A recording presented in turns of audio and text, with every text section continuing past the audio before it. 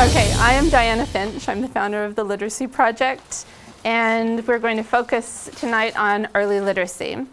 The Early Literacy Project was established to assist educational agencies in the US and internationally in the implementation and use of research-based best practices in literacy instruction and to assist in general school improvement efforts. And any opinions expressed, and I'm going to do this for the video, any opinions expressed this evening are those of the Literacy Project and of no other organization.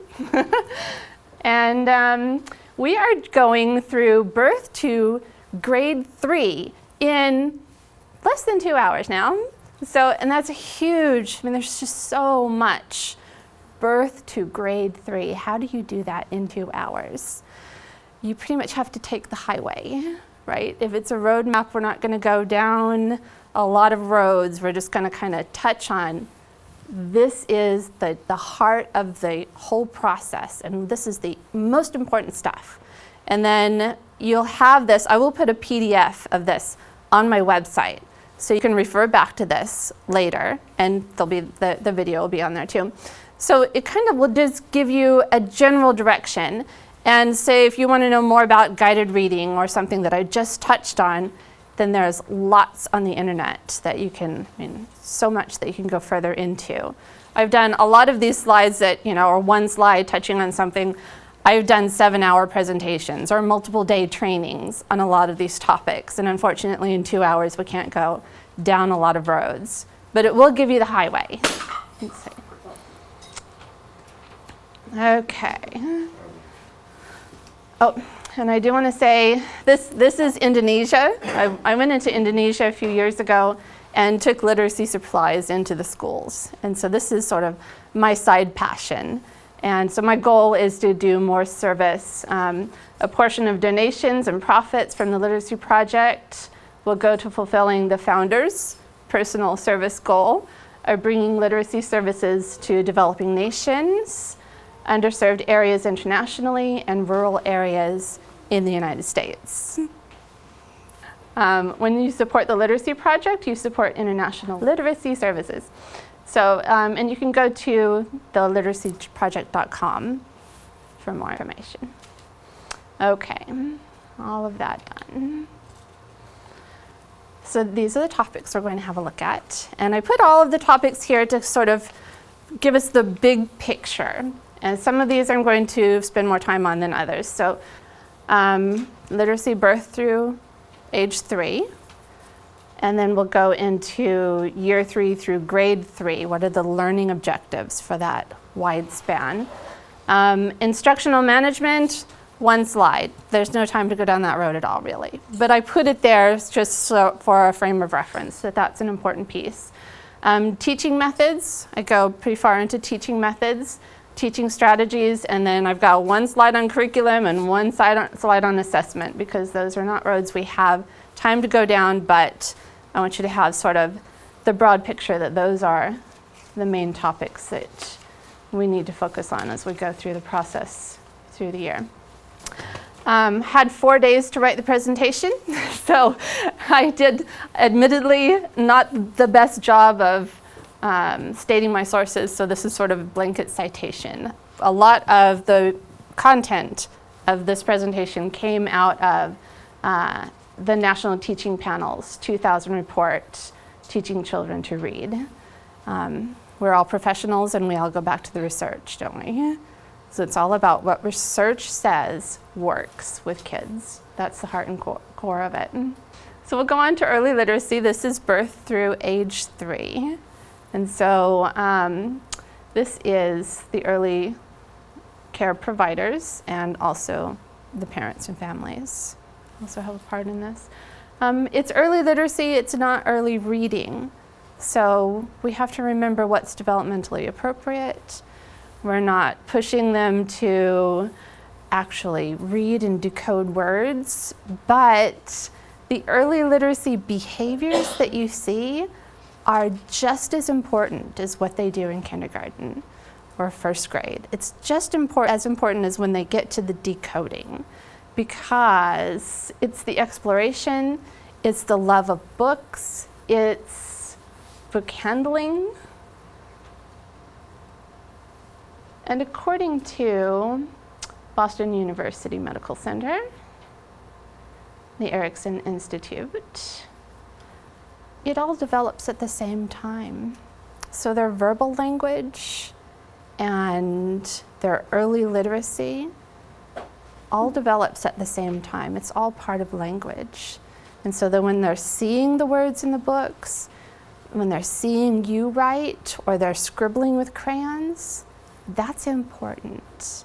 Don't discount that. That is an essential, necessary, and important part of the process.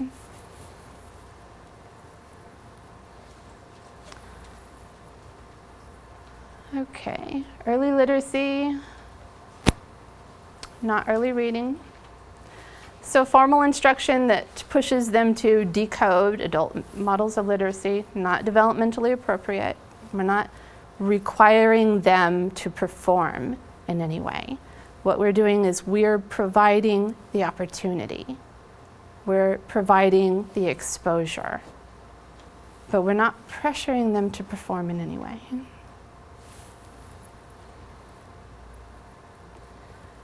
And again, our attitudes about early literacy, really important. Now, I know that if you give them markers, you don't know where they're going to write. Isn't this precious? It's a dog, you can wash it. I know. You never know where the marks are going to turn up if you give them markers and crayons, but it's so important. It's so important. It can always be undone when it goes a little haywire. Now this one, I love, we all love to chew on a good book, right? And the little ones are included. I know this doesn't look like a literacy activity, but truly it is. It's the beginning. It's being comfortable with books. It's having books and print and literacy as part of the play and part of the life experience from the beginning. So important. A little book handling there. Looking and recognizing. Interacting with the pictures. Coming across pictures you've seen before. Putting pictures together and making meaning. Oh, it's a story. It's going somewhere. What's going to happen next?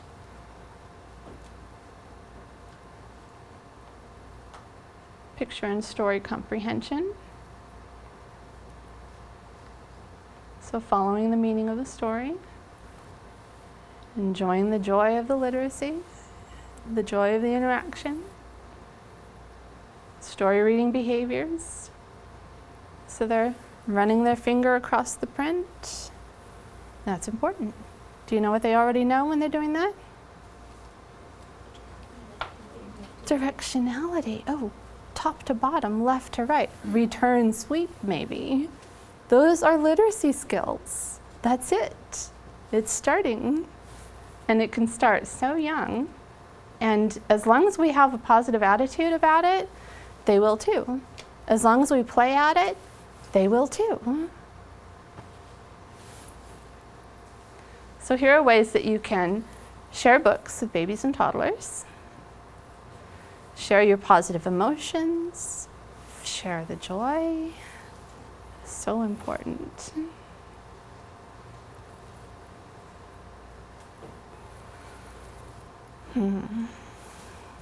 Questions, comments as we go along? Please pipe right up if you have any thought or anything you want to share. It's not just me. We all have knowledge. Yes? Do you have advice for, well, my son was pushed, I think, too early, and he's now very reluctant, is not strong enough a word, to participate in any sort of reading, any of that. Yes. Do you have any advice for that, what to do now at this point? Yeah. I'd say just kind of take it easy, give them a little time, and then reintroduce it a little bit later in a way that is absolutely fun. Just fun. Just read them a story. Read The Cat in the Hat. Act it out. Make costumes, right?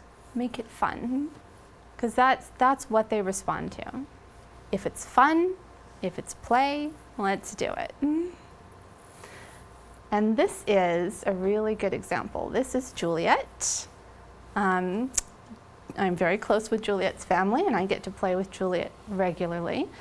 And sort of before we go on, I want to pause here and give you a little frame, because I've heard preschool teachers and parents say, well, I don't think my daughter's ready for that. She's so young. Let's wait till kindergarten.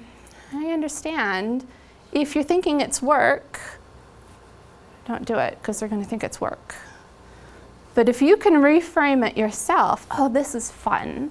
This is part of fun of playing as a kid. They'll have that attitude too. Your attitude makes a difference. The way you think about it makes a difference. This is Juliet, and she just turned 3. And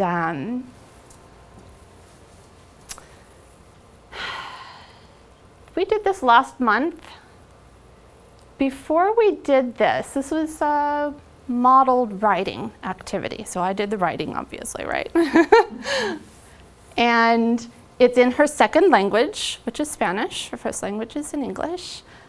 She understood some Spanish, basic commands, and she'd respond in English, but she wasn't producing any Spanish. And I'm not saying you need to now go teach them Spanish too. This is more about the literacy part.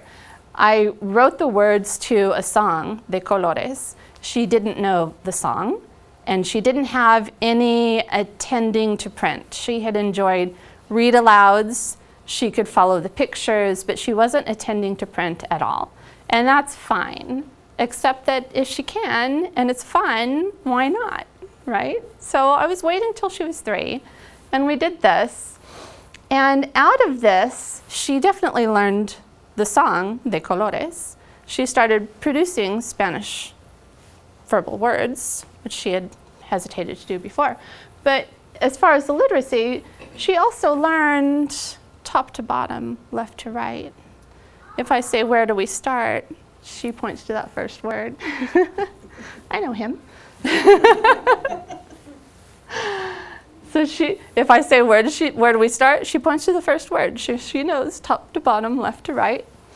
I took the highlighting tape, this highlighting tape, and put it over the word colores, and the actual paper is right over there on the wall if you want to refer to that. So she knew that all of the words that had purple highlighting said colores. So she could track, and she noticed that every time we said colores in the song, there was that word. So she started getting the idea of one-to-one matching, that there's a word, and words are units of print, and words are separated by a space. Do you see how much she's learning from this? She got left to right. She got the return sweep, so she goes back to the first letter, or the first word in the next line. She got some sight words, so like los and de. She knows these words now in Spanish, in the second language. If she can do it in the second language, she can do it in English, right? You don't have to teach it in another language, but you see how it works just from the beginning. And she loved it because I loved it, right? It's contagious. The way that we think about it and the way that we feel about it is contagious. They pick it up. So if it's fun for us, it's fun for them. So. All right, so this is year 3 to grade 3. Reading, writing, listening, speaking, and language. Those are the categories for the learning objectives. And if you break it down a little bit further than that, the key learning objectives according to research for this grade, or this age group. We've got listening and speaking, concepts about print, and that's the top to bottom, left to right, directionality, one-to-one matching. Emergent writing, we'll go over that, alphabetic knowledge, phonemic and phonological awareness. Do we know these terms? Yeah, it's about hearing the sounds and words, and then how down the line those connect to the graphophonic or phonics, and then you can sound out or decode words from there. But if you're not hearing the sounds and words to begin with, that piece is missing. I've taken 4th graders who were failing, spent 6 weeks doing phonemic awareness with them only, games and songs and rhymes and things where they're just listening to the language and listening to the parts and taking apart the words and putting them back together, and tested them 6 weeks later.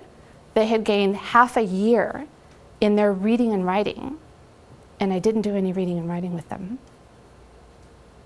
They had missed, and I suspected, they had missed the phonemic awareness. In those early years, in preschool, kindergarten, they didn't do enough of that sound work, listening to the sounds in words. So important. It's the basis of phonics, which then is word decoding. It's breaking the code. You have to hear it first. So we'll talk about that. Meaning, syntax, and visual cues, we'll go into that. It's carrying the meaning in the story. Syntax is how words work, and so it's the verbal skills that we've developed in those early years. And that's where it meets the visual, the decoding. This is a P, it says P, so that's visual, and how those 3 cueing systems work together in early reading. Fluency, vocabulary, comprehension, and then what does that have to do with curriculums and standards that seem to keep changing? Oh, now we have to do something different, right? No, we don't. Don't tell anybody I told you this, but the curriculum writers and the standard writers go back to the same research that we're looking at here. It doesn't really change, so there's no need to panic. Don't tell them I told you, though. Somebody might be mad. Okay. So, this is my little quote. I'm even so brave that you can quote me. Curriculum companies, standards writers, they look at the same research that we're looking at here. Professional teachers, we do the same. Effective instructional management, teaching methods, there you are. Curriculum is a resource. So when it changes, you're not throwing out the baby with the bathwater, as they say, right? It's changed, it's okay. We're still teaching the same core skills. It's just a little different, but. And the same with standards. Oh my God, what standards are we using this year? Well, maybe, no, they changed their mind, you know.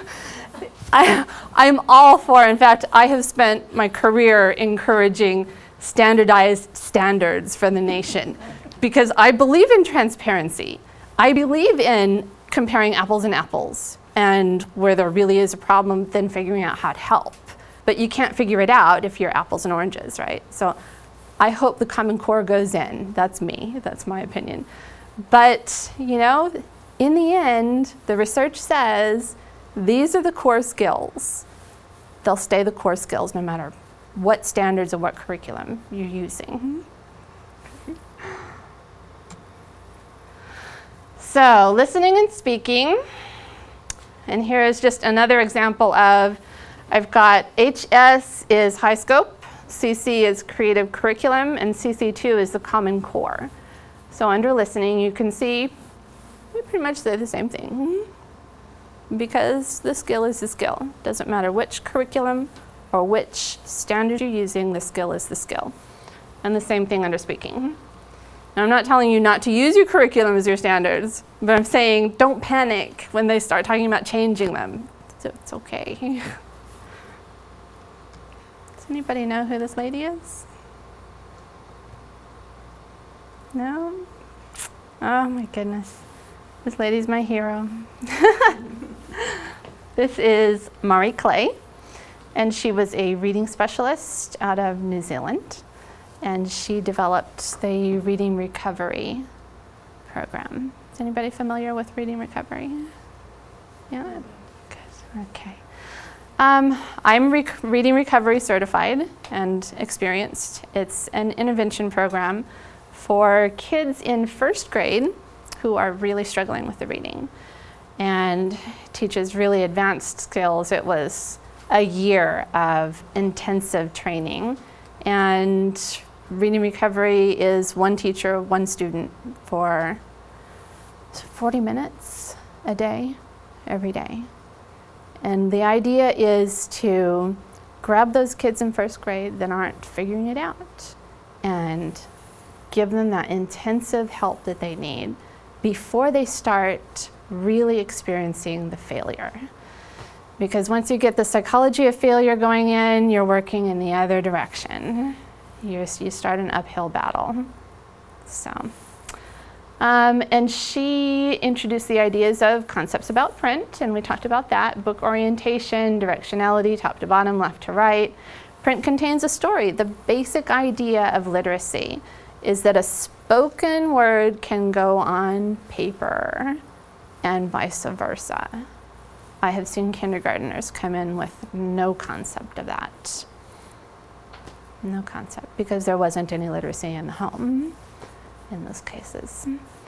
But, we just take these little things for granted that, of course, you can write that down and you can read it. That's an important concept. They have to learn it. So, first and last letter in a word, one-to-one correspondence. So you say one word and you see one word. And those can all be taught in shared reading and interactive writing. And emergent writing. This is a quote from Marie Clay as well. I'll give you a minute to take a look at that.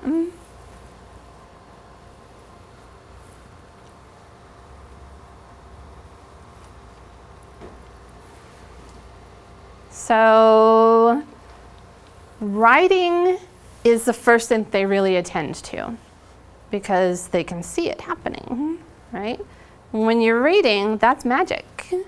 They can't see the connection between the page and what's going on in your head and saying it. So writing is what they attend to first, and that's why giving them those pens and letting them scribble is really important.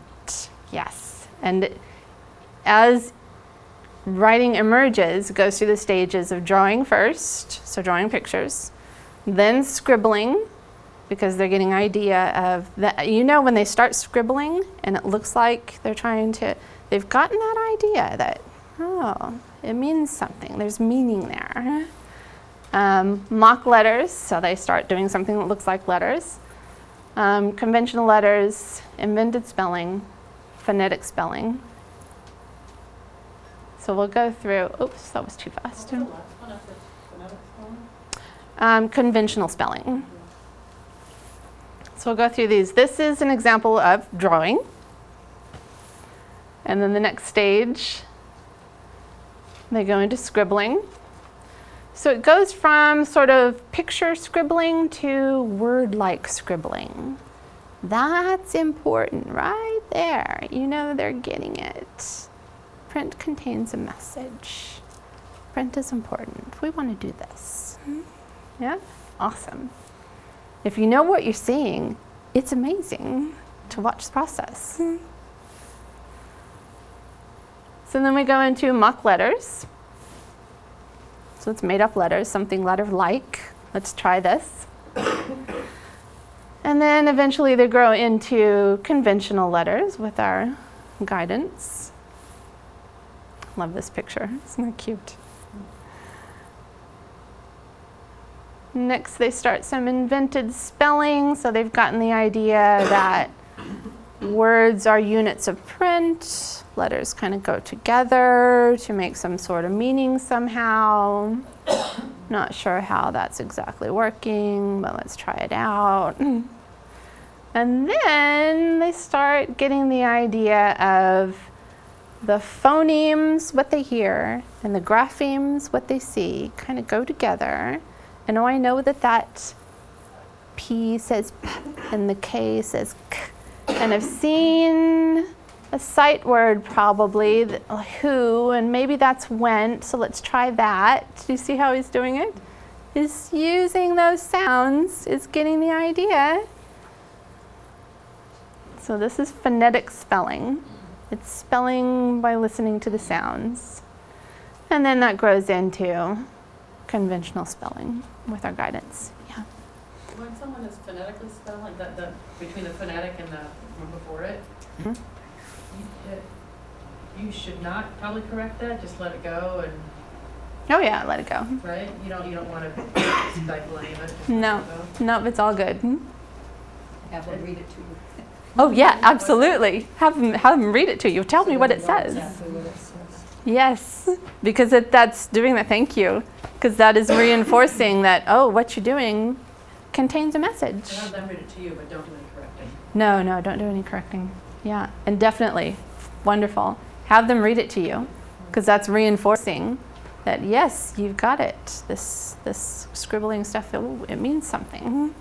That's awesome. These are natural stages that kids go through, more or less. Of Yes. getting to writing. I've seen it in art that there's stages that every child seems to go through for art, starting with Right. scribbling, and they all draw eyes or circles or whatever, and then the next thing, and then it gets to That's right. representational drawing. So I'm thinking it's the same Yes. neural pathways. Yes. Exactly. And it goes right along with the natural cognitive development. And so it's a combination of their natural development and the influence, what they see you doing and what you're exposing them to.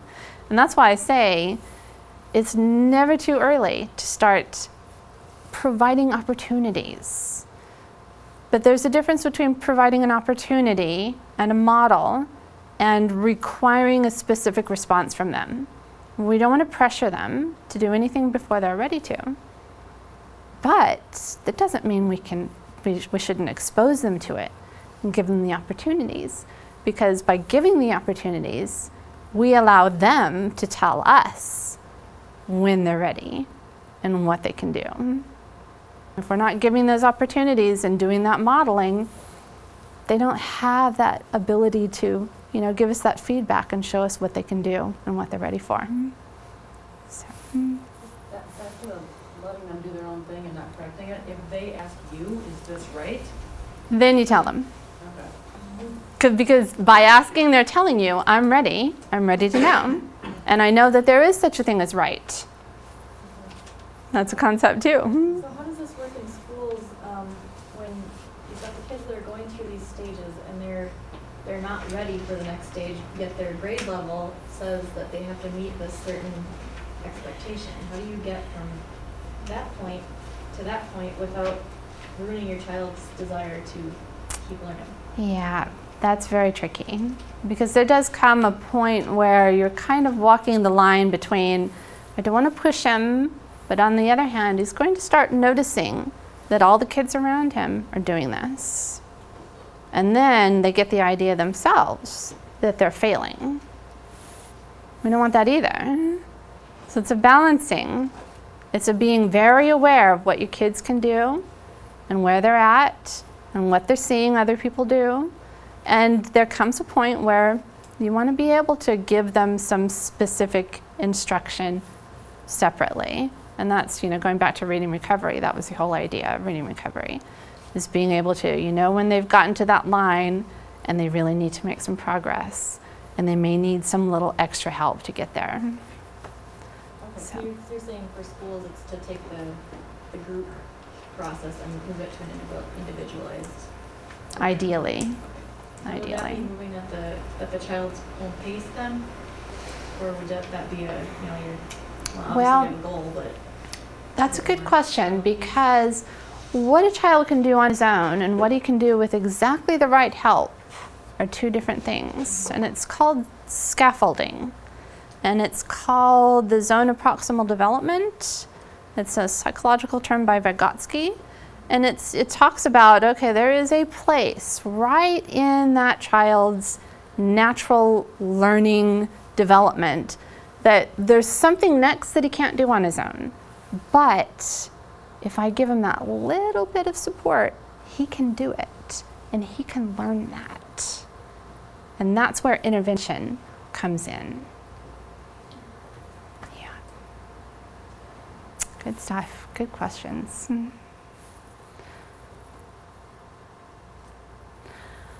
All right, so as they're learning to do the conventional spelling, Before that, obviously, they've done a little bit of alphabet learning.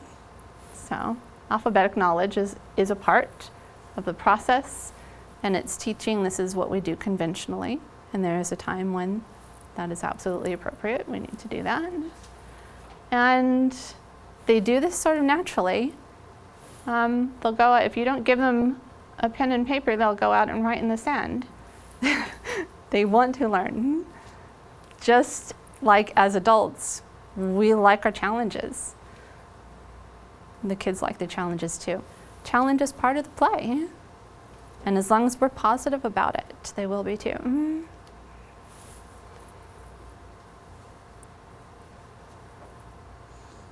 So ways to promote alphabetic acquisition. And how are we doing for time here? Yeah. Okay. There's a lot of information in this part, and we can get kind of dragged down into it. So I'm going to try not to go too far in here, but this is important, and we've already kind of talked about it. Phonemic and phonological awareness in phonics. Phonological awareness is the broader term. It means that they're hearing the parts of words. Phonemic awareness is more specific. It means they're hearing individual sounds. So they're hearing the s and the ow, and the n, d, s. They break it down into the single sounds. Some of those single sounds are represented by 2 letters, like ow or ch, right? But it's still one sound, so that's a phoneme. And the phonemes correspond to either a graphophonic letter or a combination of letters. And that's the basis of phonics.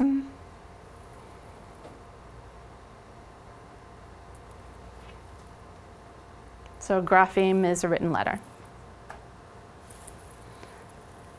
Graphophonics, it's basically breaking the code. Word work.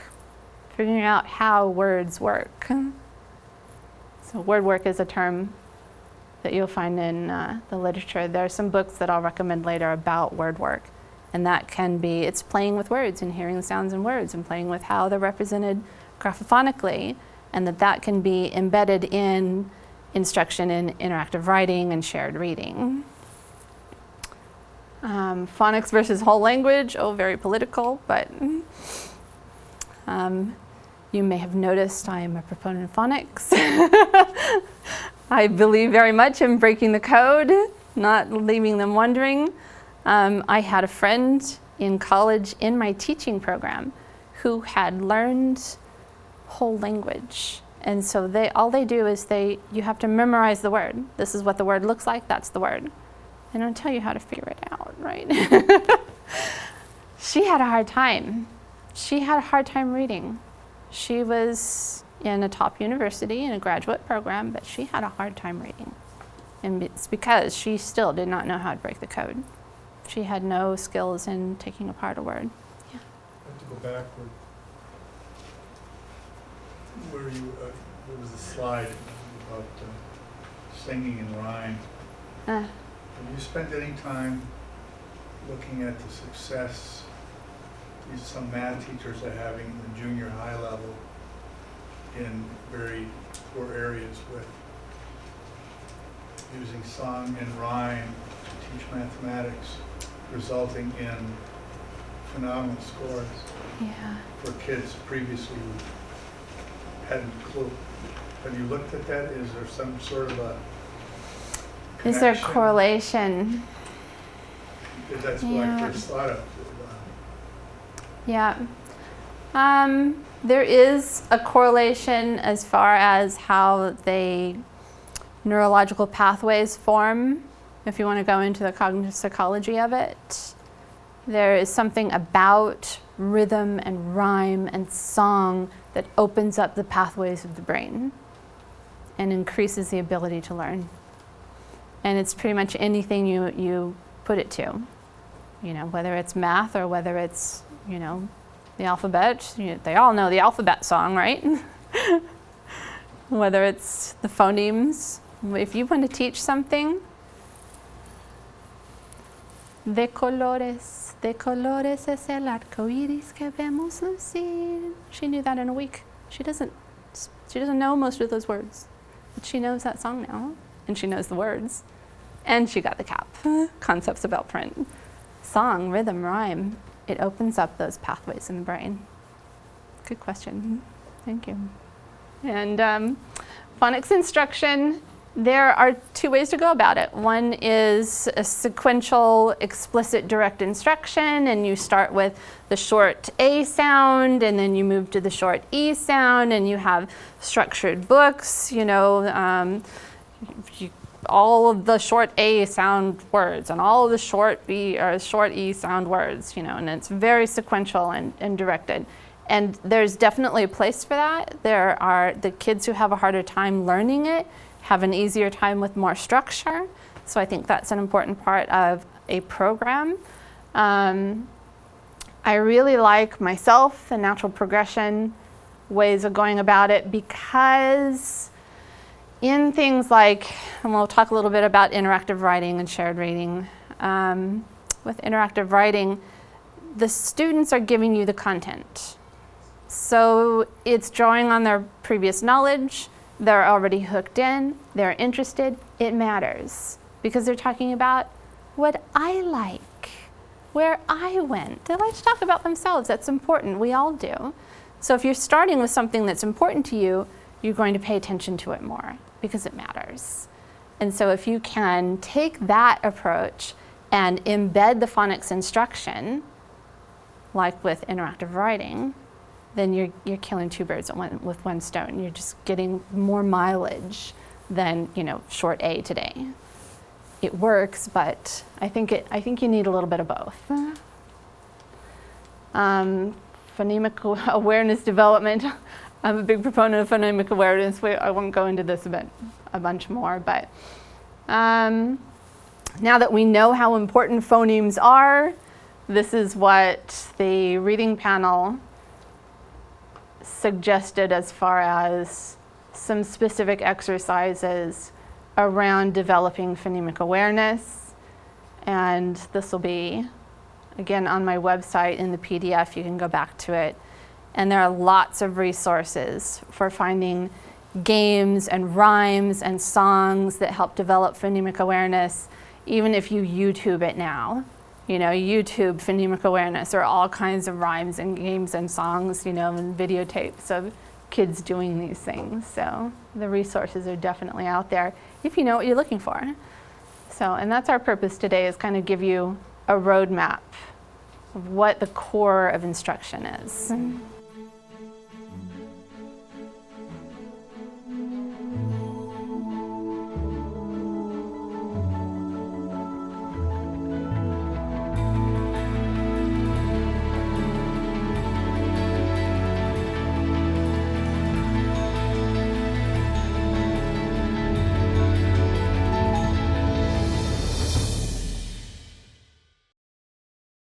So now we've developed phonemic awareness. We know our alphabet. We've connected the sounds with the letters, or the phonemes with the graphemes, and we're breaking the code. So, and we've done all of this work in preschool, and people have read to us, and we've learned that the pictures in the book carry meaning, and we've learned how stories work. So we can kind of follow the meaning in a story. We've had lots of experience with language, and we know by now we're probably not saying I are hungry, we're probably saying I am hungry. So when we start attending to print and it says I, you're probably not looking for are, you're looking for am. It's a natural knowledge of language, and that's syntax, and that's the S in the MSV. So meaning, the M is meaning, the S is syntax, so how language works, and you have a good grasp of how language works by this time. And then the visual is attending to the print, attending to that connection between what you're hearing and what you're seeing, the letters. And that's what the MSV is. And this is, it's called the cueing system in early reading. These are the hints or the skills that they build early decoding and early reading on. It's all of these things, and it's a very intricate cognitive dance, the beginning of reading. It's carrying that meaning, it's knowing how words work, and so you have an idea what you're looking for next. It's seeing those letters and decoding the sounds, and it's doing all of that at once. It's very complex. It's a big task for a 4 or 5-year-old, right?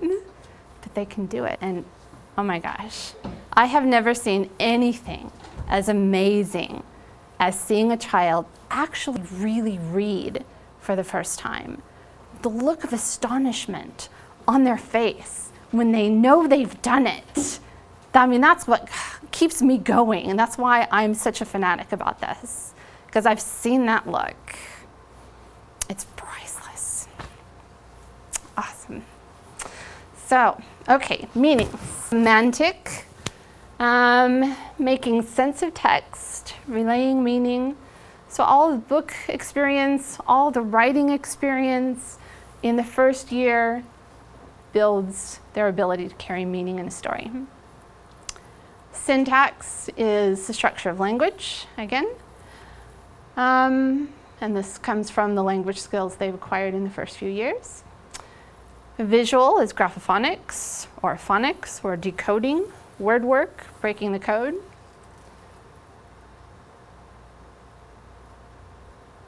So this is where phonemic awareness and alphabet knowledge begin to blend into word work and breaking the code. And you see that excitement of the actual first reading. And then there is a way to coach to the meaning, syntax, and visual.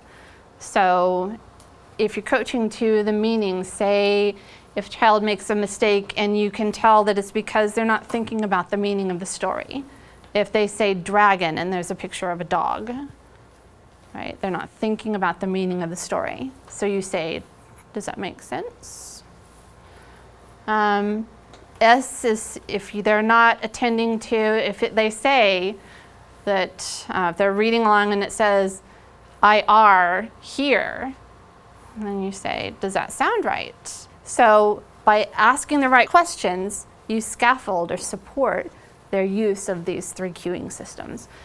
And then visual, does it look right? You know, if there's a picture of a dog and they say cat, you say, look at that first letter. Could it be dog? Is there a d? No, there's a k. What could it be? Oh, it's cat. So it's asking the right questions. Yeah. If they're reading and they do read a word incorrectly, but it's I guess kind of like they're understanding the story, so it's obvious they're understanding it, and so they put in the word they understood, and it makes sense. Do you let that go? It depends, but generally, if there's another cueing system, say they've said cat, but it's not cat, it says dog, you can say, can it be cat? Look, there's there a k. Oh no, it's a d, so it can't be cat. So that's when you're scaffolding and you say, you know, I like the way you were thinking about that story. That would make sense, except that it doesn't match. And that's taking them back to great on the meaning, but let's look at that visual. And that's exactly how you coach to keeping all of these 3 balls in the air at the same time. Great, you're attending to the meaning, but we missed that visual cue. And this is what intervention teachers do. This is reading recovery sort of thing. So if you are teaching those real emergent readers and you want more information about coaching to the meaning, syntax, and visual, these are a couple of websites that you can go to. And again, I'm blown away at how much awesome information is on the internet. And you really can learn this in depth right on the internet at some of these websites. Do you have this in your packets? I don't, I'm sorry. But I am going to put the PDF of this on my website, so you can go back and look at the presentation too.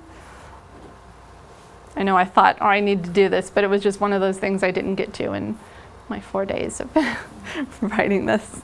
Should I pause for a moment? I'll let you write it down.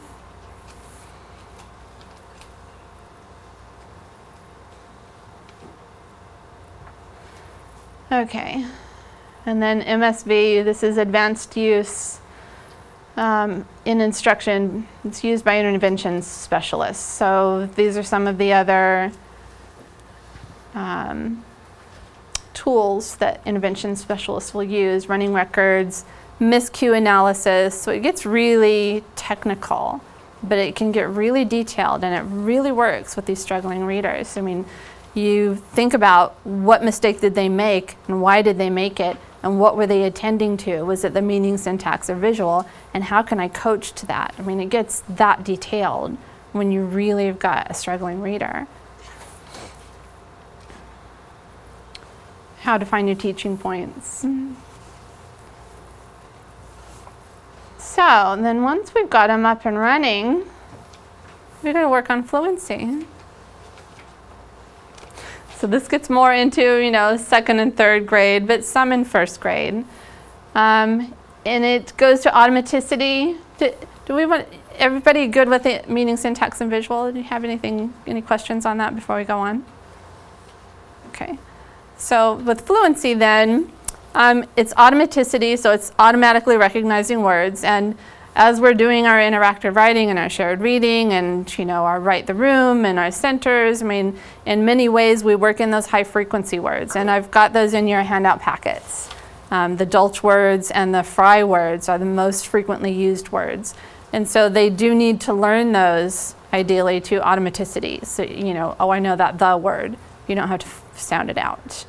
So these are automatic words, and has to do with phrasing, grouping words, has to do with attending to punctuation and using that as sort of your gauge as to where to put your emphasis within a phrase, and then expression.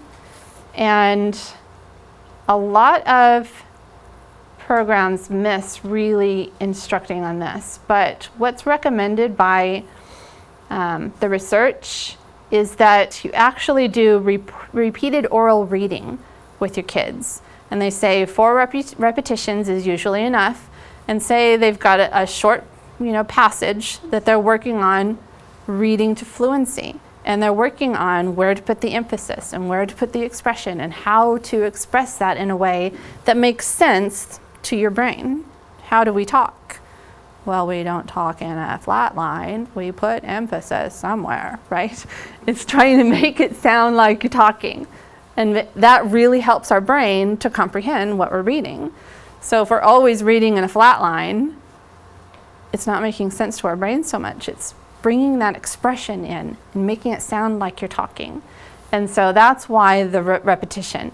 Take one phrase, do it 4 times, and you've got an adult or a senior reader who is giving you some coaching, some expressions, and saying it again. And it's just practicing it and knowing, being aware that putting expression in there and phrasing helps you understand what you're reading.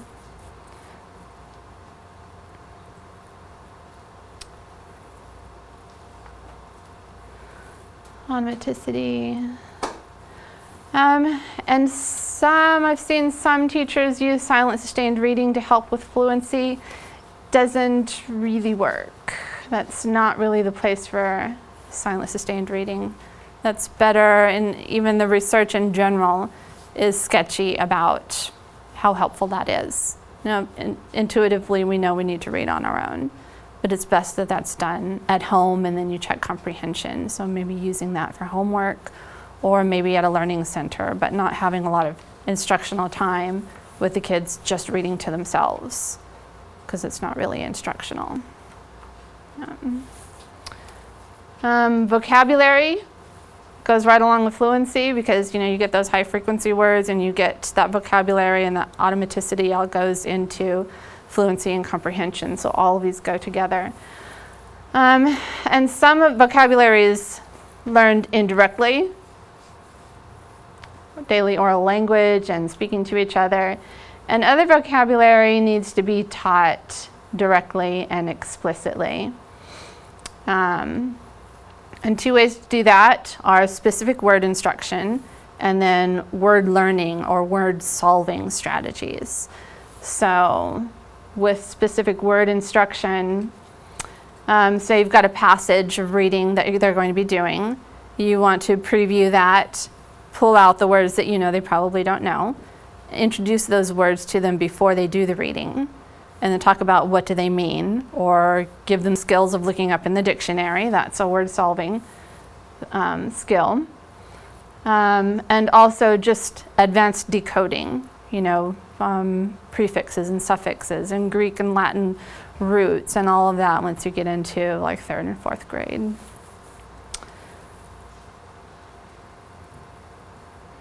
And then extending the instruction afterwards, having them revisit those words and working those words into your conversations, and just repeating those words back to them and having them use them in different ways. The more often they experience them, the more solidly they know them. Word learning strategies, figuring out the word parts, using context clues. And then once you've got fluency and vocabulary, that all goes into comprehension. It all supports comprehension or understanding what it is you're reading about. Also, the National Reading Report, Reading Panel Report suggests summarizing, asking questions. All of these strategies support comprehension, helps to organize thought, know that thought can be categorized.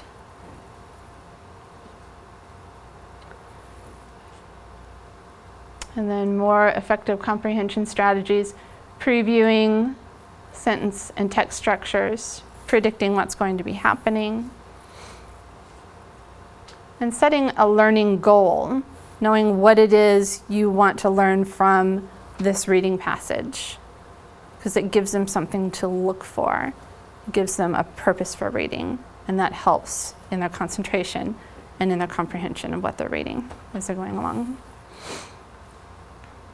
And then understanding structures of story, beginning, middle, and end, problem solution, how stories work, characters, plot, and setting. All of those concepts help comprehension when they're reading stories. And again, what does that have to do with federal and state standards?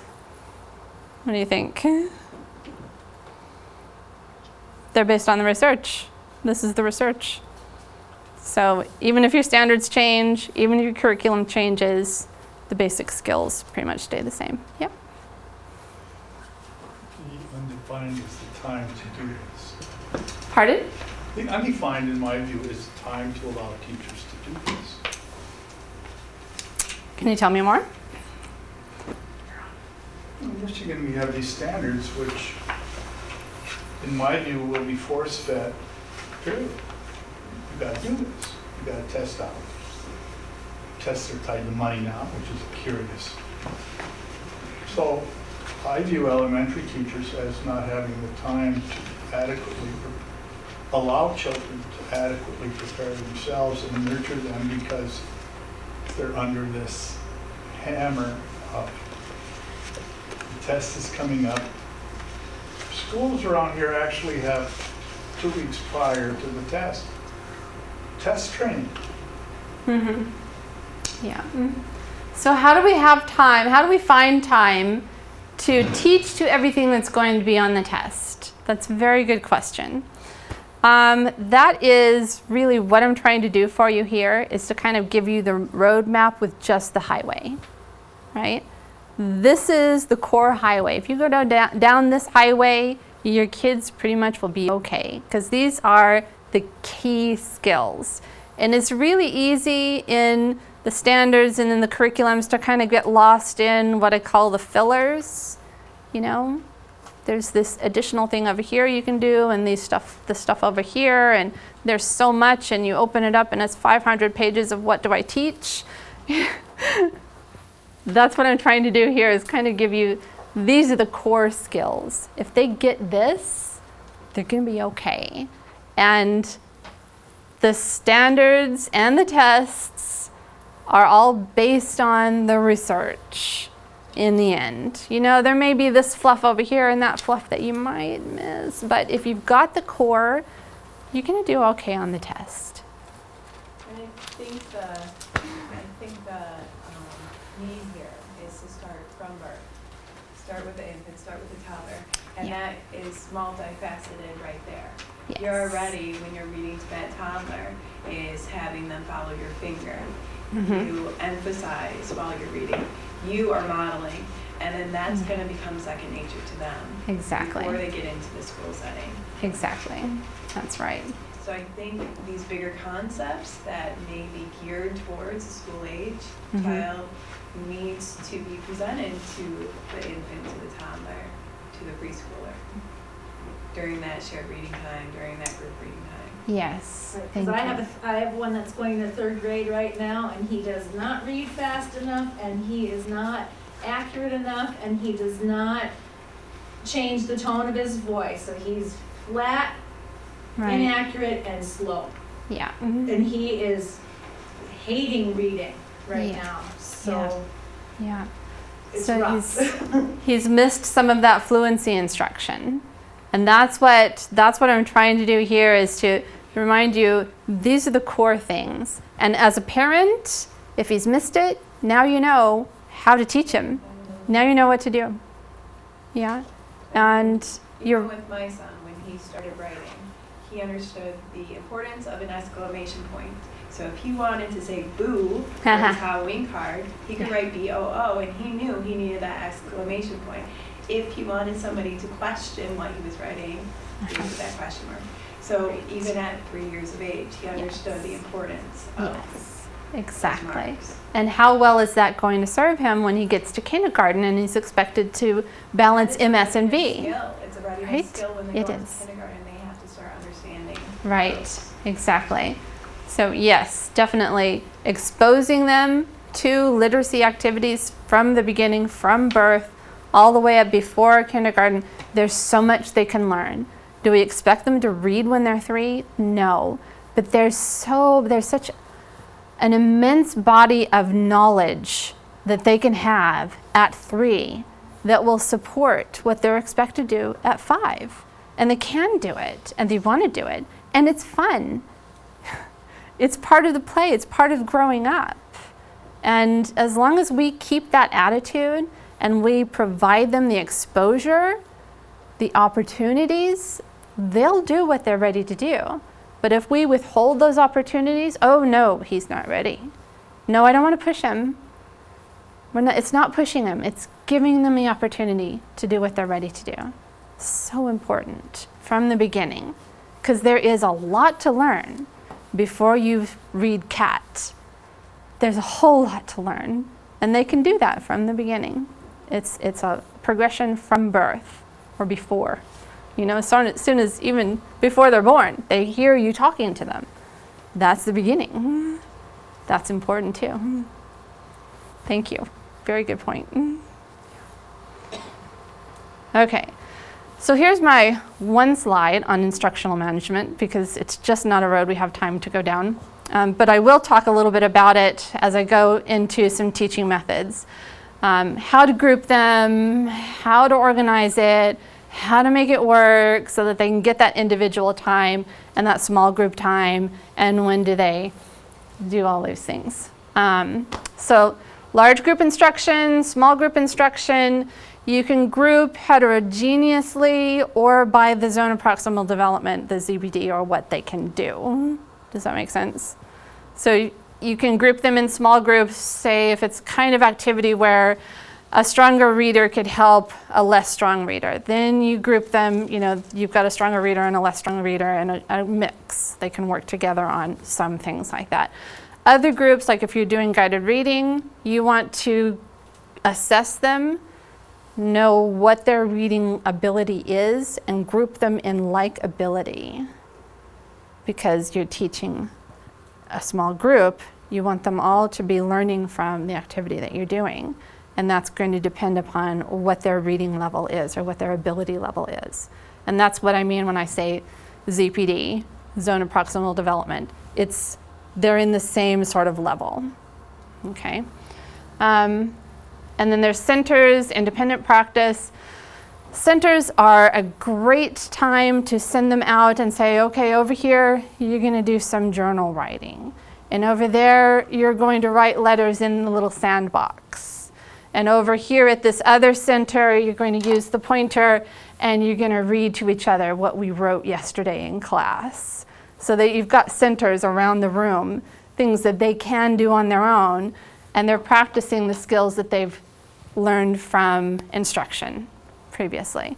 So centers are important to have independent work, and they give you an opportunity to work with small groups.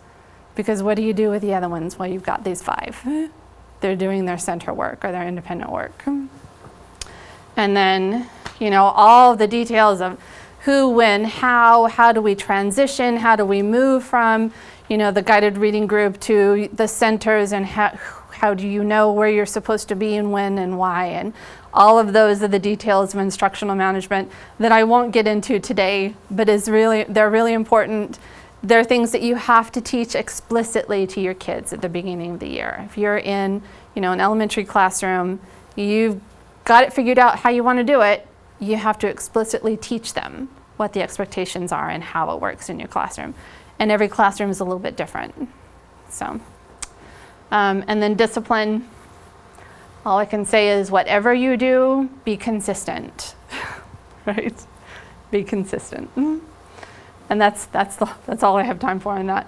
Teaching methods. So we'll go into teaching methods a little bit. And these teaching methods, you know, there are lots of good methods, but these are the ones that I've found really powerful. And these are grouped from highest to lowest level of dependence on the teacher. So in the category of reading, you have read aloud, whereas basically the teacher's reading a book. Shared reading is with the big books. So they're doing some of the reading, they're using the pointers, they're doing their one-to-one matching, their directionality, they're learning the concepts about print. The print is big enough that they can see what's happening, the whole group can. So you've got one student up doing some of the reading and all of the others are watching and participating that way. Guided reading is in the small groups when they have their little leveled books, and you've got maybe 5 kids in a group and they're all reading at the same level, and you're able to coach to their meaning, syntax, and visual. You're able to say, oh, look, there's that word you learned yesterday, that's is, remember? So it's the sort of almost one-to-one, but it's in a small group. And then independent reading is when they have an opportunity to read on their own. So you see how it goes from they're very dependent on the teacher to independent. And it's the same with the writing. Modeled writing is what I did with Juliet. I wrote it out, she saw me write it. It's a model, it's an example of how it's done. Interactive writing is sort of the same thing, and you do it all on the chart paper. And maybe the teacher writes some, and then you have one of the kids come up and do some of the writing. The other kids are coaching the one that's writing. So they're also involved, you know. How do you spell cat? Can anybody help him? K-k-k. So they're all involved in helping do the word work, sound out the words, figure out the problems. Where does she write now? You know, she has to do the return sweep now. So they're all coaching the writer as well. So they're all involved. Guided writing is journaling, basically, in small groups. And that gives you a chance to also help them figure out how to solve the problem of words, how to sound it out, how to find the parts. Independent and collaborative writing. That goes into, of course, independent writing is on their own, and then collaborative writing is like writer's workshop. So that would be 2nd grade and above. And that's where you actually let them go and do it. You teach them writing process. You know, we do our research, we decide what we want to write about, we write it, we have other people read it, we get feedback, we change things and do revisions. It's the whole writing process. They should start actually doing that in 2nd grade. And then literacy centers. So we'll go through that really quickly. These are teaching methods. And this is the read aloud. Again, this is whole group instruction. and it's the teacher doing the reading. And these are the benefits they get from read aloud.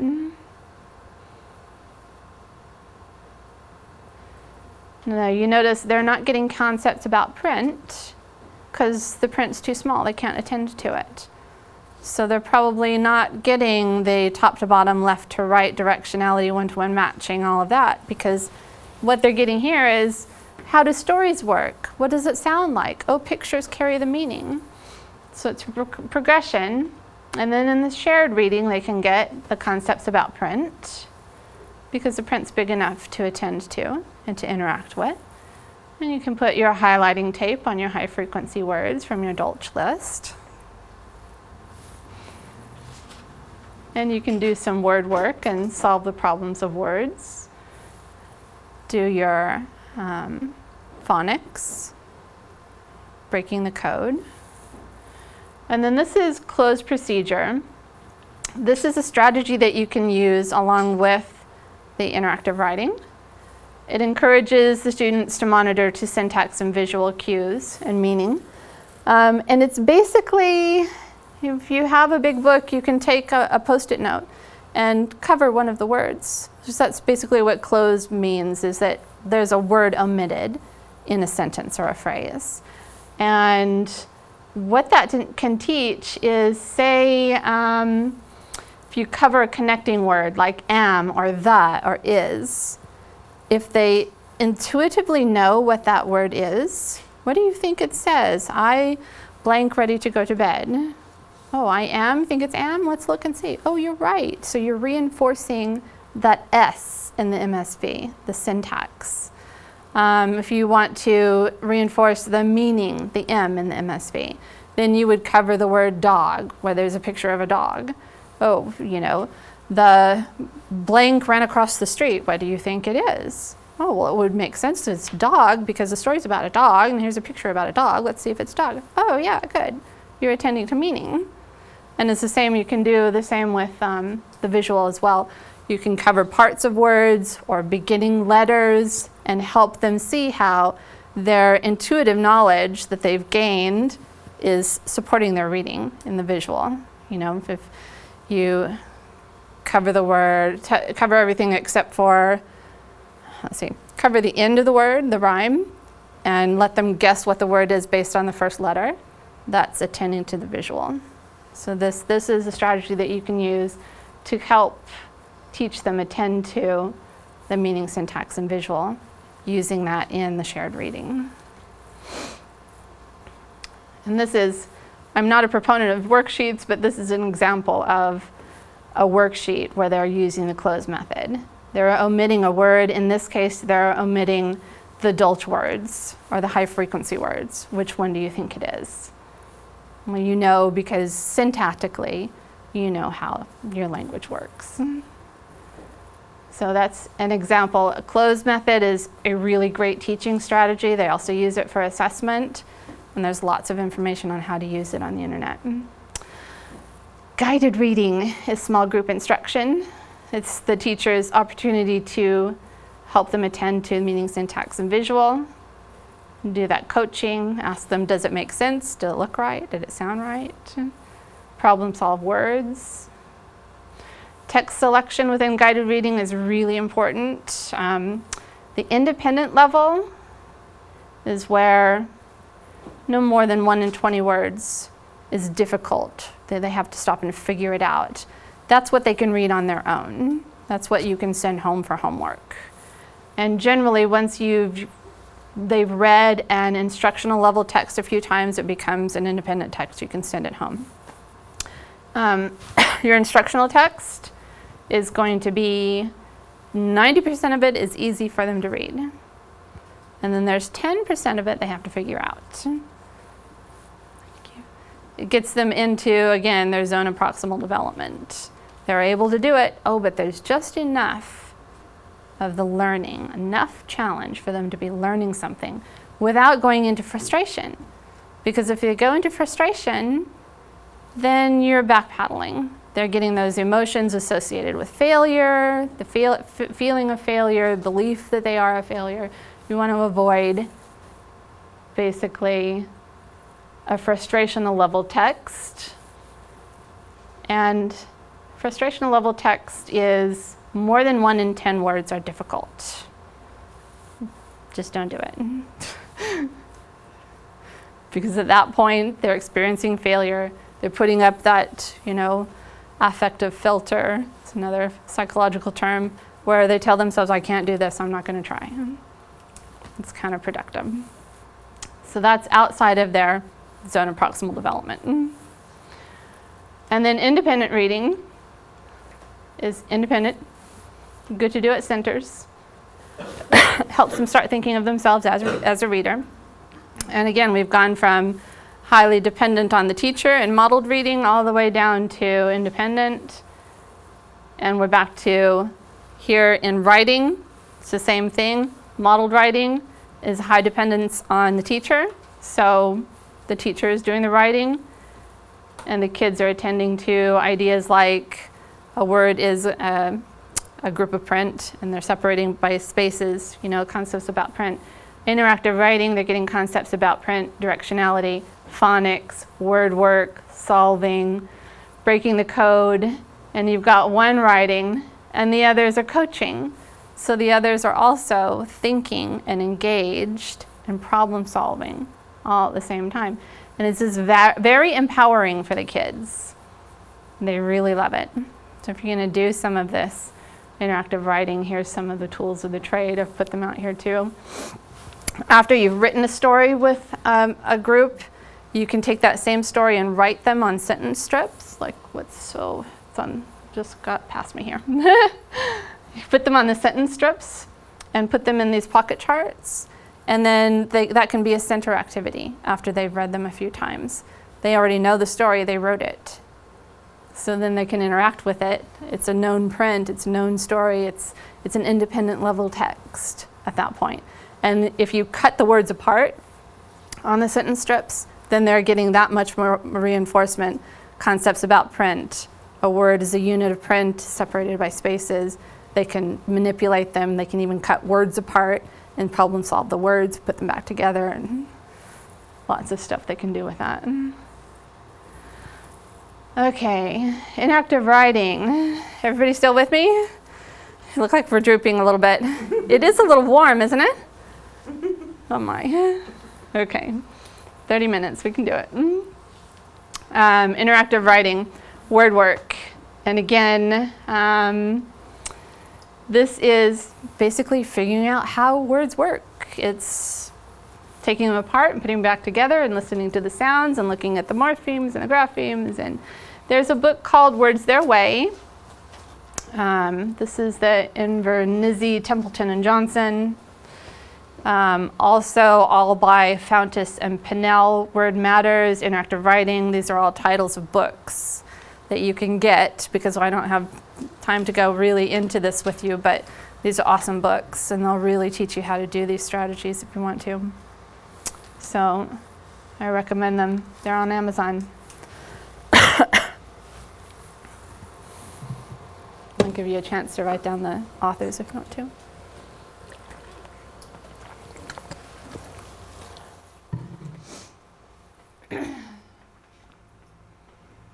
And then this guiding readers and writers, grades 3 through 6, goes more into comprehension skills and graphic organizers and all of that.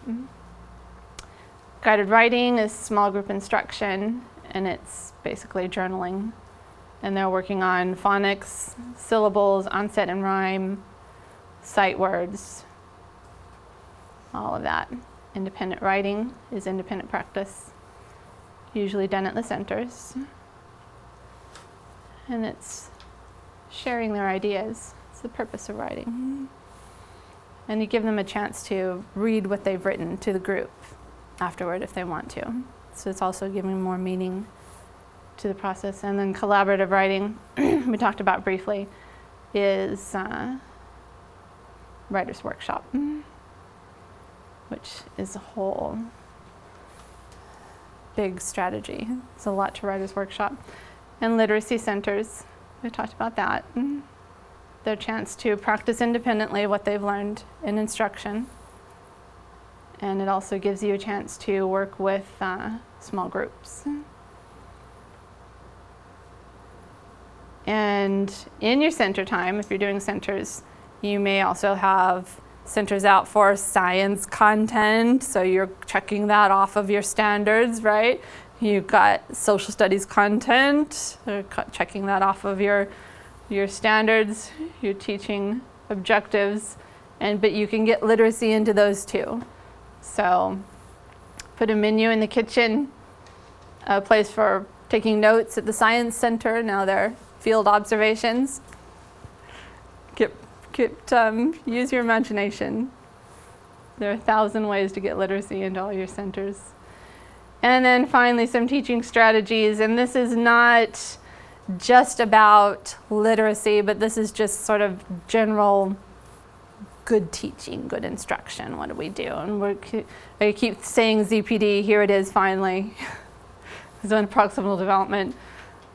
Scaffolding, differentiation. These are the basic teaching strategies that are really key. If you get these in, you're doing well. Can you put that one back up? Yeah, the last one. CPD, scaffolding, differentiation, getting into their prior knowledge, graphic organizers. So what is graphic organizers? Well, we're going to talk about those. I have slides on each of these. Thank you for asking. All right. You may recognize The Thinker by Auguste Rodin. How do you know when you've got them by the ZPD? They look like they're thinking. Because they are. When they give you that look, you know you've done it. You got them. They're thinking. It's right in their next. It's right what they need next.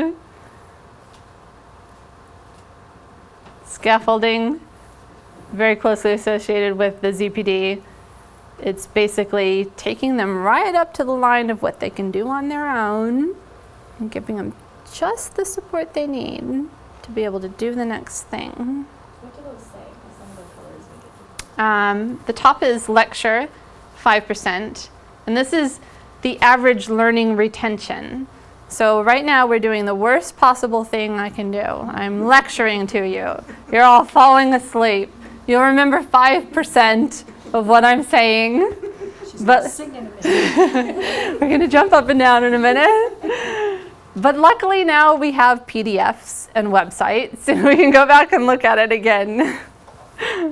So lecture. The next one is reading. So you retain 10% of what you read. 20% of what you see audio-visually, 30% of demonstration, which I would love to get into some demonstration with you, and normally I do, but with 2 hours and 8 years, there's no time. Discussion groups, you remember 50% of what you've discussed, 75% of what you practice and do. Literacy centers, right? Give them a chance to do it and practice it. And then what you teach, 90% of it you retain. Okay, as a homeschooling parent, I just find that fascinating because I feel like I'm learning so much trying to homeschool my child. Yes, isn't that amazing? He's learning something. Exactly. That's exactly right. Teaching others, so like an older child, even if they are not able to read all the words, they can definitely tell the story. Yes. And reading that story to Yes. a younger child. Exactly. Yes. So older children or more advanced learners, working with learners who are a little behind or younger, definitely you think they're there to teach the younger one, but really the older one who's teaching it is learning more because they're teaching it. So it's an excellent strategy. And that's, I've seen that used in the schools. It's called cross-age tutoring, where one, third grade class will come to kindergarten and read to the kindergartners. And that's so important in a home daycare with the mixed ages. Yes. It makes that older child feel so valued. Exactly. And that younger child takes interest in what the older child is doing. Right, exactly, because they're both learning. That's why the one-room schoolhouse worked, right? So this pyramid here, I know it's for retention rates, but could that also be a model for how much time you should spend doing each of these things in your classroom? Yes, absolutely, absolutely. And it's a model that we need to remember as we plan our instruction, right? Remember what's really effective. So if they're teaching each other, if they're doing, and this is, why I love interactive writing is like my favorite strategy, because they're doing it and it really works. And even the ones who aren't the one at the pad at the moment and doing the writing, they're paying attention because they're saying, no, cat starts with a C, They're doing the coaching and they're teaching. They are teaching the writer, and the writer is doing. I mean, how powerful is that? That's like the bottom of the pyramid. That's Super. A great thing when using technology, computer time. Always having a partner there with them working on that technology, especially when it's a literacy tool. Great idea. Having partners working on the computer and technology. Great idea. Actually, 'Cause they it's the do teaching. that at Tech for the computer science students. Oh, do they? They Yeah. have to learn basic programming in partners. Yeah. Huh? And it can be a different partner every lab, but they have to be together on a machine. So they're You using. can see the learning just, it's compounded when there's two students right now. If you put a third one in there, it might get a little bit Yeah. chaotic with Yeah, it works three better in students. pairs. Yeah. Otherwise, you get a discussion group, which is, effective, but may not be on topic. Yes. So they're using some pair work even at the university. Yeah, for sure. Really powerful stuff. And, that this connection here is that scaffolding and using the zone of proximal development, really powerful when you are doing that as they practice and do. And again, interactive writing, the guided reading, they're doing it while you coach them, while you give them that little extra support so that they can do the next thing in their zone of proximal development. That's why it's so powerful. It's the combination of elements. Let's see. So, some examples of scaffolding supports can include, and this is actually a picture of me doing some work over at the treehouse here in Houghton. Different ways that you can scaffold. You can use resources. You can provide a compelling task. Motivation. Go back to De Colores. She really wanted to sing that. She liked that song. She loves music. So even just giving the right task to the right student is scaffolding because it goes into the motivation. Guides, graphic organizers, and I had a question of what's graphic organizers, that is coming up. Differentiation is related to zone of proximal development. It's ways that we adjust our teaching for different learning needs. So if we have a student who is working on a lower text, okay, give him a lower text because he's going to make more progress in that lower text than giving him an inappropriate text. You may, maybe the group, you're in second or third grade and you've assigned a particular book for the whole class to read. You may have 2 or 3 kids that need a different book, and that's okay. That's differentiating. You may have a student or 2 who need a higher book. That's okay too. I mean, you differentiate for different needs within the classroom. And that's, again, getting into their zone of proximal development so that they can take the next step. Because it's easy enough to take the next step, but if you're trying to jump over steps, you're missing things. There's no point in missing those steps, and just stay where they're at. And changing content, changing the process. There are lots of different ways to differentiate within the classroom. Even changing topic. Oops, missed it. Giving more or less time. shorten the text.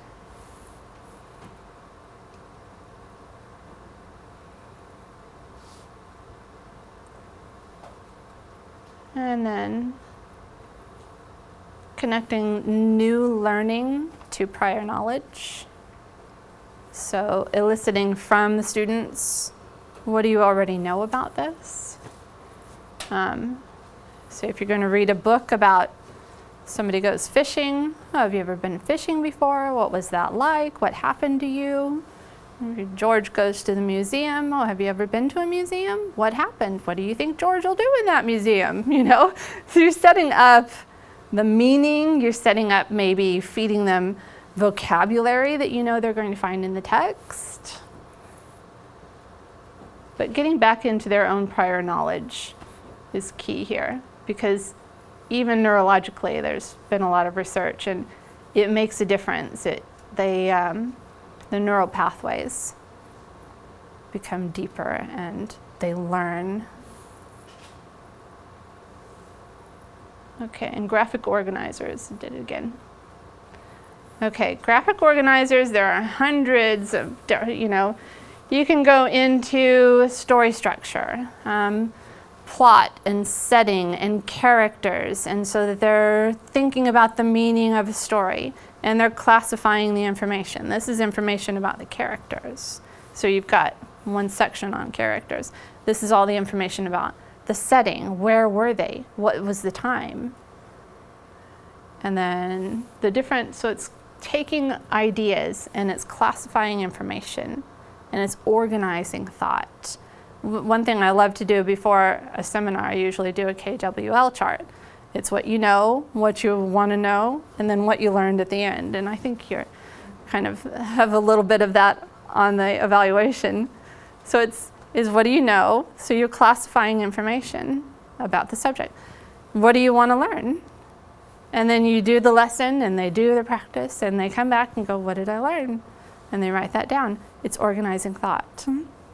And there are just a million ways to organize thought.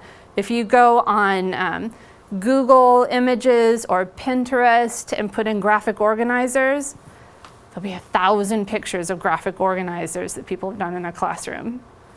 There's so many ideas on the internet.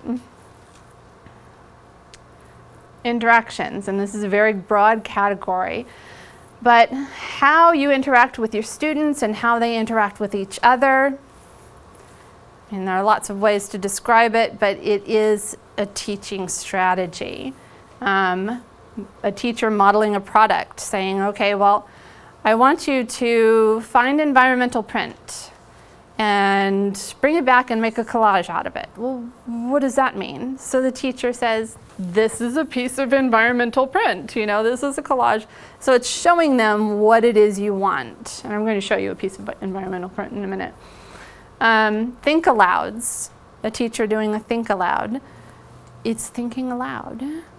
You know, as you're doing shared reading, you say, you know, what I think about this story is I think George's going to go into this museum and get into some trouble. You know, Curious George, right?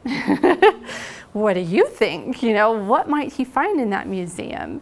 And it's just thinking aloud. It's modeling the thinking.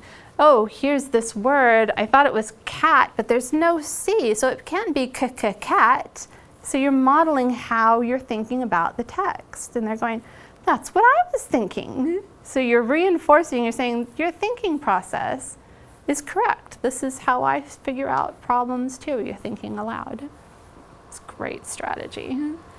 Turn and talk, you know, they can't always all tell you what they're thinking, but they can always tell a partner.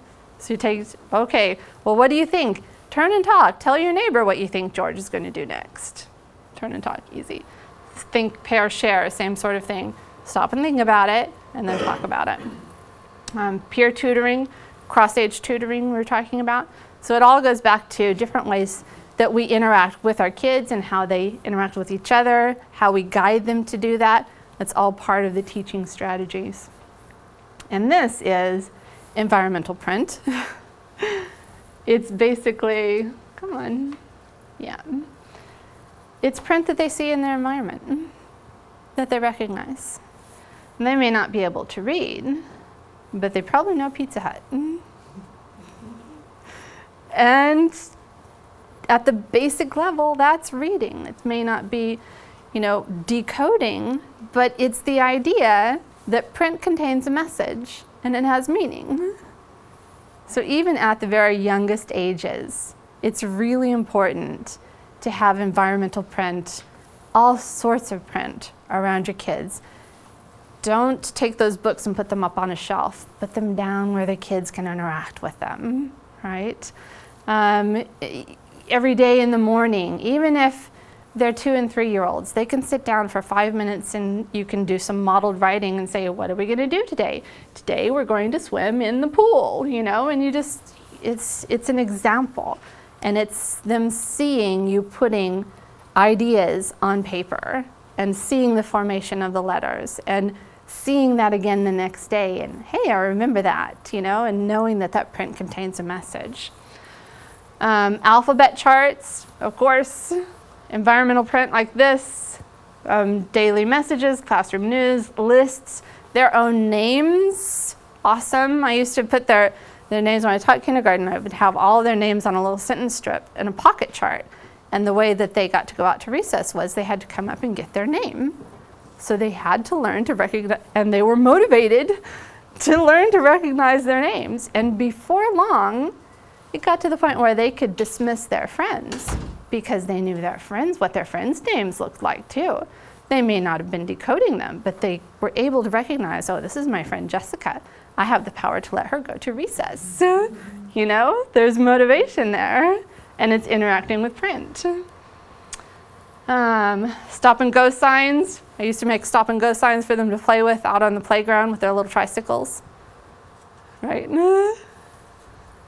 There's power in words. And the word walls, high frequency words. So I've got back over here in the corner a word wall. And as they're doing their interactive writing, can, we know the word can. We've taken our highlighting tape and we've highlighted can, and we all know can, and can goes up on the word wall, and that is forevermore on the word wall. And that's something that they can come back to and say, I know that word can is on our word wall, let me go copy it. So it becomes one of their sight words. And it's, again, print in the environment. Curriculum, one slide on curriculum, because that's all we've got time for. It's perfect. Whether you're doing high scope, creative curriculum, Houghton Mifflin, somebody else, just remember that all of these curriculum writers go back to the same research that we've just gone over. You will find these skills and these learning objectives in all of the curriculums because they're all based on the same research. So, curriculum is good, useful, helpful, but if they say next year we've got a new curriculum, don't panic, because it's still the same skills. Okay. And assessment, there are 2 reasons to assess. One is to inform instruction, and one is accountability of a program. So when you're doing an assessment, know why you're doing it. Usually formative assessment is to tell you where is this child in his learning development and what is the next thing, what's his ZPD, right? So that's formative. That's to tell you what you should be teaching next, where they're at. Summative is kind of like, okay, let's take a snapshot. Let's think about how is the whole program progressing? Do we need to, do something with the curriculum? Do we need to change some objectives? So it's sort of the whole program accountability. And then some of you are doing dibbles, right, with the preschools, and dibbles is great. My first year of teaching, we did dibbles. I love dibbles. Running records, that comes out of reading recovery, and it's very detailed analysis of what they're saying and what mistakes they're making and such. Observational survey is sort of lots of the concepts about print and all of that. Silveroli, same sort of thing. Whatever you're using, anecdotal records, there are many good tools. What matters is that you're teaching and assessing the core skills.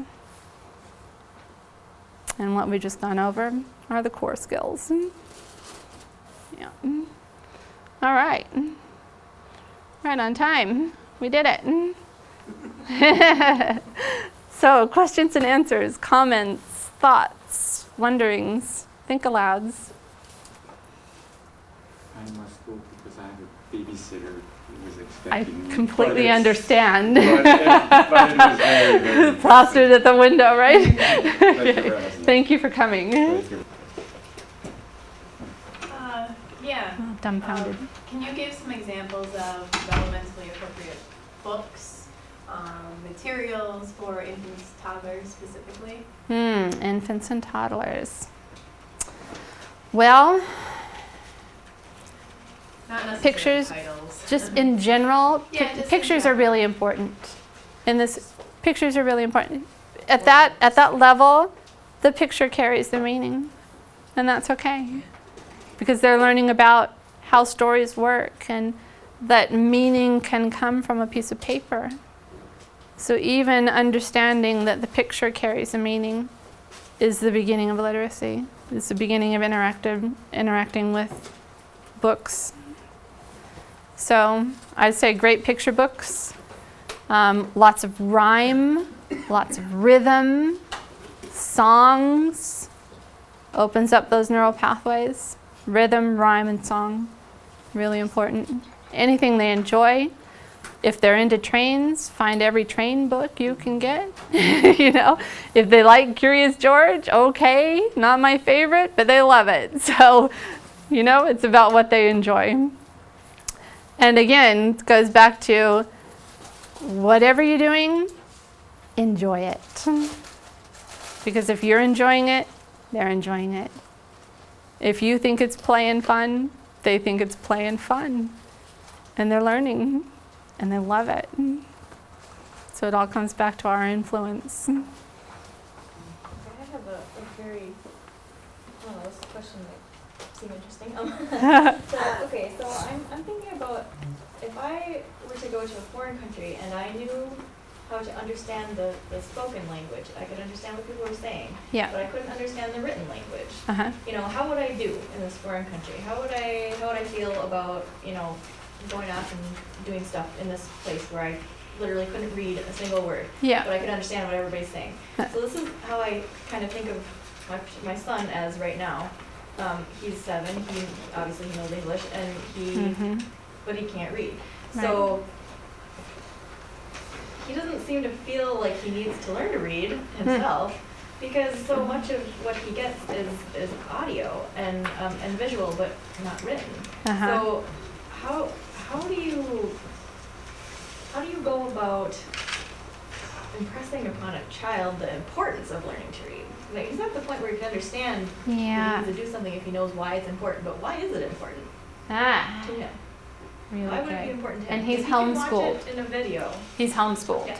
So he doesn't have the pressure of No, all it's the other not kids external around him are doing it. motivation. It's not the you know, we're not doing like the incentive stuff. It's all Yeah. real, true, natural Yeah. Okay. motivation. I would say give it meaning. So give him a reason to want to write a letter. Give him a reason to need to communicate in print. Whatever it's into, you have to, you know, get creative. But, you know, a letter to Santa Claus. You know, a letter to, you know, if he's into trucks, you may find a truck company. I don't know. Here's being creative. I mean, he can write questions. Can you tell me about that big red truck? You know, and give him, just think of reasons for him to want to communicate in print. And then vice versa. What is he interested in? He loves dinosaurs. He's got this dinosaur book. Ask him questions. You know, how many spikes does a Tyrannosaurus Rex have? I don't know. You know, he can find out if he can figure out the print. And it's, again, going back to interactive writing is a great one. You can do that at home. Have him write about what matters to him. And once he's written it with your help, tomorrow he can read it because he wrote it. He knows what it says, so he knows what he's looking for, right? Getting creative. It can be done though.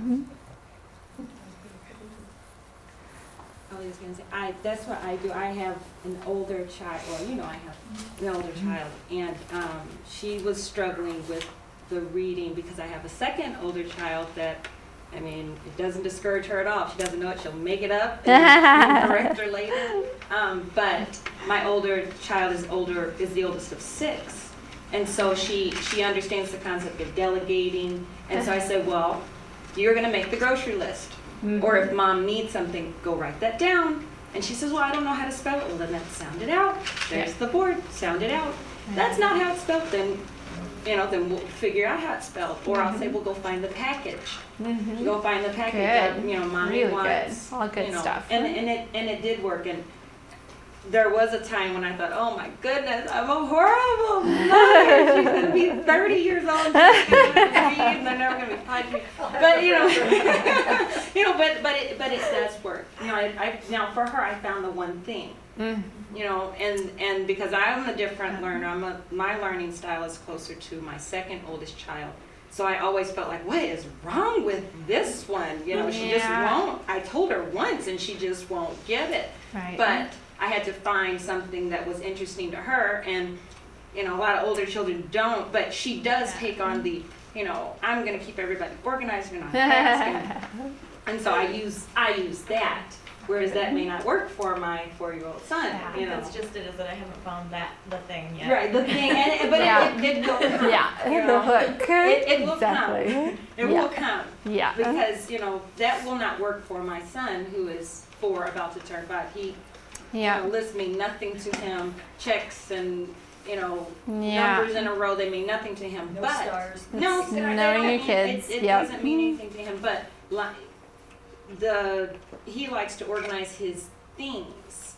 My girls never lined up their crayons, but my boys, they line up markers. They line up their trucks. They they have certain things that they like in a particular way. And so I've been able to use that as a homeschooler to to adapt to their needs. And again, because they're not in the larger environment, there's not the pressure of, because my older one, she would choke. I know it. If she has the inkling that she's not doing well, she's just ready to. Right. She is, and she's just ready to give up. And so, the X's, the things that I am traditionally, as an engineer, I'm used to the X's and the, check marks and the red pen. I can't do that with her because it'll be a whole 2-day ordeal to get her back. Right. Good point. And it does come back to knowing our kids and knowing what motivates them and knowing what's meaningful to them. And using those things, and sometimes with some kids they do better with explicit direct instruction. If they're just not decoding and it's well past time, they may need maybe one of those kids that needs this is the short A book, this is the short E book, this is the B book, and you just go through it one by one and they figure it out that way. So both ways are good. Anything else? Awesome. Great interaction, great questions, great fun. Thank you for coming out. Thank you.